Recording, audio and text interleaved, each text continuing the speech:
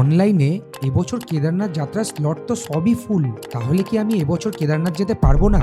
আমি আপনাদের অর্ক, আর আজকে আমরা দেখে নেব অনলাইনে পাস বুক না হলে কিভাবে অফলাইনে এই পাসটা বুক করা যেতে পারে। ফাইনালি আমরা কেদারনাথ যাওয়ার জন্য পাস পেয়ে গেছি। আপনাদেরকে বলে দিচ্ছি কিভাবে পাসটা বানাতে হবে।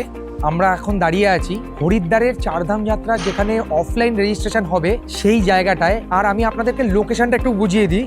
এটা হচ্ছে ঋষিকুল গ্রাউন্ড, রোরকি হরিদ্বার রোডের একদম ওপরে। এটা হরিদ্বার স্টেশন থেকে 3 কিলোমিটার মতো দূরে। তো 2025-এ যারা অনলাইনে রেজিস্ট্রেশন করতে পারছেন না তাদের কিন্তু এখানে আসতে হবে, ঋষিকুল গ্রাউন্ডে এসে তাদের অফলাইন রেজিস্ট্রেশন করাতে হবে।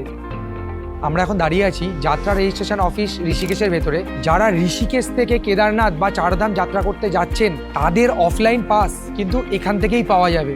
কেদারনাথের পুরো ভিডিওটা ট্রাভেল গপ্প চ্যানেলেই পেয়ে যাবেন, তাহলে আর দেরি কিসের, তাড়াতাড়ি দেখে নিন।